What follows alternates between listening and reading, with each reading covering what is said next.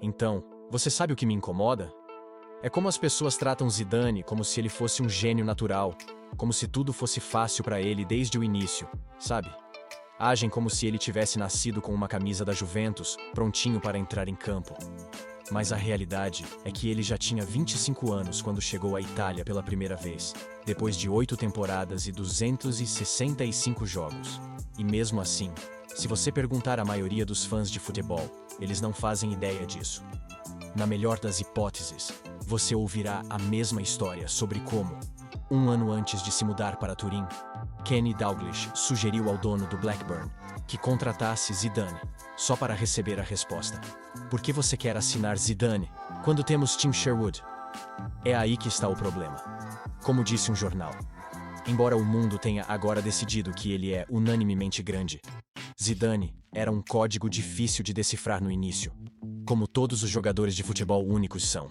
Zidane era diferente. Esqueça o olhar clínico. Até mesmo os melhores olheiros do mundo não conseguiam enxergar além do que consideravam ser um meio-campista magro e preguiçoso, sem personalidade ou coragem. Até mesmo Arsène Wenger, o mesmo homem que transformou um garoto francês com dificuldades na Itália no atacante mais mortal que a Premier League já viu. Até mesmo ele recusou Zidane quando ele estava de volta ao Mônaco. Na verdade, por muito tempo, havia apenas algumas pessoas que realmente viam o potencial que ele tinha. Veja bem, depois que a França ganhou a Euro 2000, a maioria dos jogadores começou a comemorar à sua maneira. Mas Zidane, o jogador do torneio, aquele que levou a equipe à glória, ele dirigiu até Marsella porque antes de sair de férias, ele queria abraçar sua mãe. Como disse um membro da equipe francesa, Zidane é a estrela que poderia ser seu vizinho. Na verdade, sua personalidade quieta, reservada e quase tímida era uma das coisas que tornava seu talento tão difícil de detectar. Embora a maioria dos grandes nomes pareça ter personalidades grandiosas, Zidane só queria um abraço de sua mãe. Mas isso não é o ponto principal. O que eu queria dizer é que, enquanto ele estava lá embaixo, ele recebeu a notícia de que um homem chamado Robert Centenero estava no hospital lutando pela vida. E Zidane nem pensou duas vezes. Ele adiou suas férias e foi fazer-lhe companhia nos últimos dias de sua vida. Mas por que ele era tão importante para ele?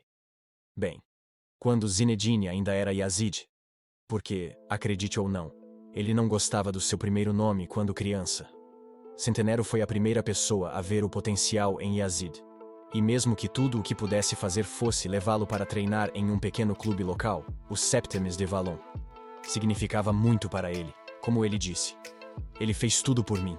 Ele me levava para treinar, até me dava dinheiro para eu comprar comida nos fins de semana. Ele era como um pai para mim. E foi graças a Centenero que Yazid conheceu talvez o único homem que teria um impacto ainda maior em sua carreira: Monsieur Varro. Cerca de um ano depois de se conhecerem, Centenero convenceu Yazid a participar de um torneio organizado pela Ascani, onde estudantes se uniam na esperança de serem observados. Mas infelizmente para Yazid, ele foi expulso. Mas quando parecia que ele não teria a chance de brilhar, o garoto que estava jogando em sua posição quebrou o pulso e foi levado para o hospital. Então Yazid assumiu seu papel e teve um desempenho incrível. Só que não havia ninguém lá para observá-lo. O olheiro, naquele dia, era o famoso Monsieur Varro e, infelizmente para Yazid, ele ofereceu-se para levar o garoto ferido ao hospital. Então ele nunca o viu. Na verdade, demorou 2 anos e 3 meses para os dois se cruzarem novamente. E como isso aconteceu? Bem, Monsieur Varro estava na região para assistir a um teste para um torneio entre ligas, mas então o jogador que ele deveria assistir foi expulso.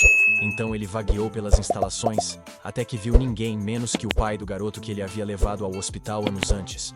Então os dois começaram a conversar enquanto observavam as crianças brincarem, até que uma se destacou tanto para Varraud que ele perguntou: "Quem é o número 13?"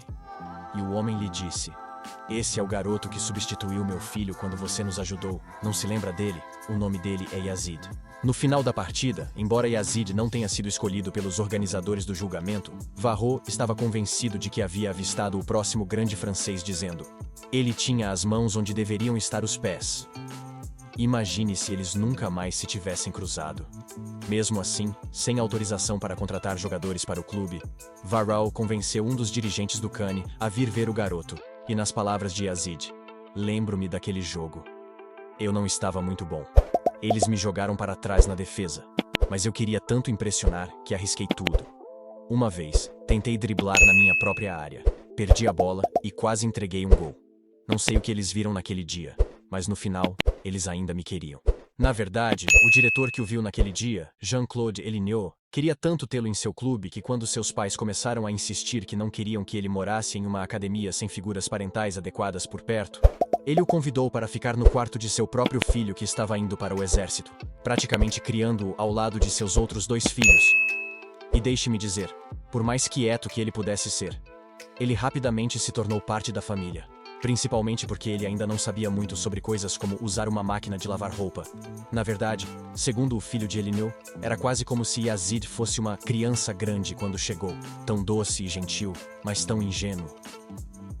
Tão ingênuo de fato, que quando ele queria assistir a um filme, ele ia até a loja de vídeo local e pedia o mais recente filme do Steven Spielberg. Mas como ele nunca soube o nome do filme, ele quase sempre acabava com Indiana Jones ou E.T. Sim, eu sei, é fofo, né? Mas, sério, o ponto que estou tentando fazer é que Zidane nunca foi o produto final que todos agora pensam que ele sempre foi. Ele era apenas um garoto comum que por sorte conheceu as pessoas certas no momento certo, mas ninguém parece se lembrar disso.